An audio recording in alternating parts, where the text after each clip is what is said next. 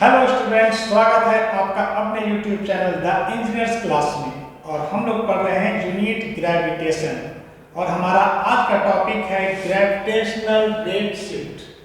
तो स्टूडेंट्स, हम लोगों ने अपने पिछले लेक्चर में ब्लू शिफ्ट के बारे में जाना था, जहां पर हमने जाना था कि कोई फोटोन या लाइट रे जब अर्थ के सरफेस पर फॉल करती है तो उसकी फ्रीक्वेंसी में एक छोटा सा इंक्रीज देखने को मिलता है। तो क्या होगा जब एक लाइट रे अर्थ के सरफेस से दूर जाएगी? तो स्टूडेंट्स, आप देखिए यहाँ पर हमारी अर्थ है। इस स्फीयर को हम अर्थ के रूप में एज्यूम करते हैं, जिसकी रेडियस है कैपिटल आर। अगर इस अर्थ सरफेस से एक लाइट सोर्स के द्वारा हम एक लाइट इमिट करते हैं जो कि इस अर्थ सरफेस से इस हाइट तक, इस डिस्टेंस तक चली जाती है, तो यहाँ पर जो इस फोटोन की लाइट की एनर्जी है उसे हम एनर्जी ऑफ लाइट को h म्यू प्राइम के नाम से जानते हैं। और यहाँ पर जो है फ्रीक्वेंसी में एक चेंज देखने को मिलेगा जब हमारी लाइट अर्थ के सरफेस से चली थी उस टाइम की फ्रीक्वेंसी से। यहाँ पर जो भी फ्रीक्वेंसी रही होगी लाइट की, वो फ्रीक्वेंसी कुछ ना कुछ यहाँ पर जाकर के चेंज होगी। जैसा कि पिछले लेक्चर में हम लोगों ने पढ़ा कि जब लाइट रे जो है अर्थ के सरफेस पर फॉल करती है तो उसकी फ्रीक्वेंसी में एक इंक्रीज देखने को मिलता है। तो जस्ट उसी के अपोजिट अगर हम लाइट रे को अर्थ की सरफेस से दूर ले जाते हैं तो उसकी फ्रीक्वेंसी में आपको एक छोटा सा डिक्रीज देखने को मिलेगा।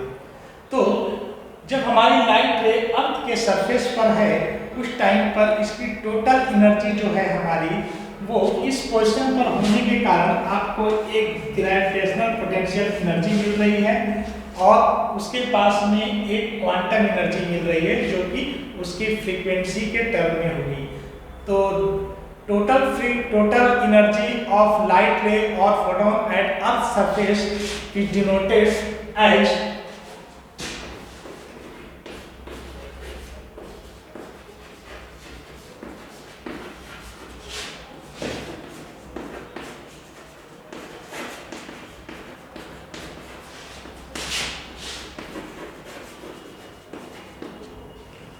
जो कि आपकी होगी E equal to potential energy plus quantum energy.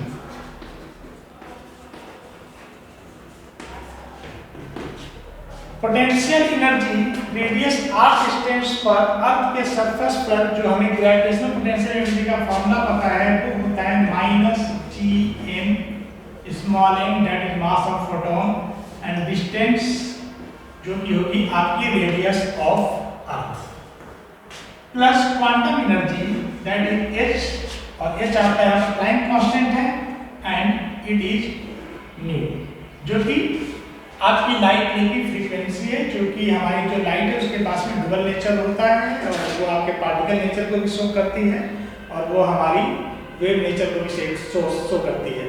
तो वेव नेचर जब शो करती है तो उसकी फ्रीक्वेंसी हमारी न्यू है।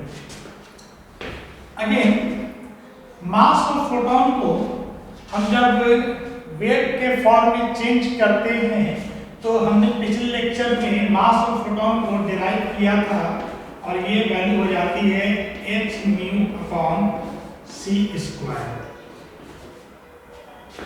प्लस h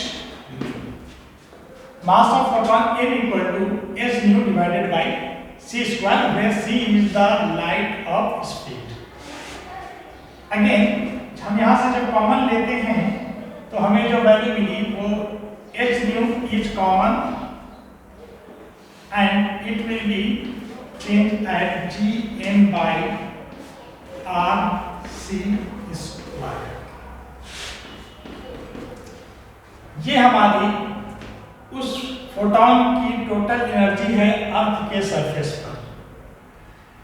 जब हमारा फोटोन किसी एक डिस्टेंस पर इमिट होते हुए यहाँ तक चला जाता है तो उसकी एनर्जी में एक यहाँ पर चेंज आ रहा है और यहाँ से ग्रेविटेशनल फील्ड का वर्क बहुत ज़्यादा दूर होने के कारण ये पोटेंशियल एनर्जी पर ग्रेविटेशन फोर्स उतना ज़्यादा लग नहीं पाता है और ग्रेविटेशनल फील्ड बहुत ज़्यादा वीक होने के कारण यहाँ पर पोटेंशियल एनर्जी के टर्म पे आपको एनर्जी का फॉर्मूला नहीं मिल रहा है। और यहाँ पर इस फोटोन के पास में इसकी अपनी एनर्जी है जो कि h म्यू नॉट के फॉर्म में है और ये म्यू नॉट आपका चेंज इन फ्रीक्वेंसी है। जो आपकी नई फ्रीक्वेंसी जो आ चुकी है लाइट रे की, वो यहाँ के अकॉर्डिंग यहाँ पर कुछ एक चेंज देखने को मिला है। तो यहाँ पर अगर आपकी जो एनर्जी थी क्वांटम एनर्जी जो कि आपकी थी E बराबर h न्यू, वो चेंज होकर के फ्रीक्वेंसी न्यू से न्यू प्राइम बन चुकी है। और यहाँ पर टोटल एनर्जी आपकी ग्रेविटेशनल पोटेंशियल एनर्जी की थी जिसे भी हम लोग Gm/r। तो इस एनर्जी के बराबर ही एनर्जी हमें यहाँ पर मिलेगी क्योंकि from the law of conservation of energy हमें पता है कि चेंज इन एनर्जी जो होगी, जितनी एनर्जी यहाँ पर होगी उतनी एनर्जी यहाँ पर भी आपकी लूज हो रही होगी। So this energy will be equal to this energy. तो इन दोनों बातों को जब हम लिखते हैं, फाइनल एनर्जी जो कि हमें पता है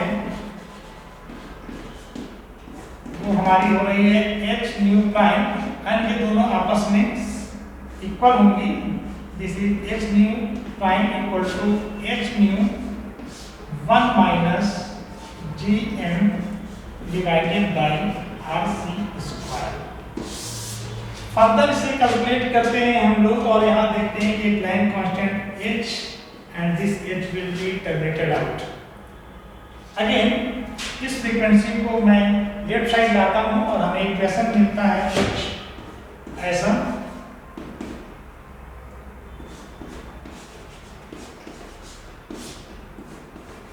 RC स्क्वायर।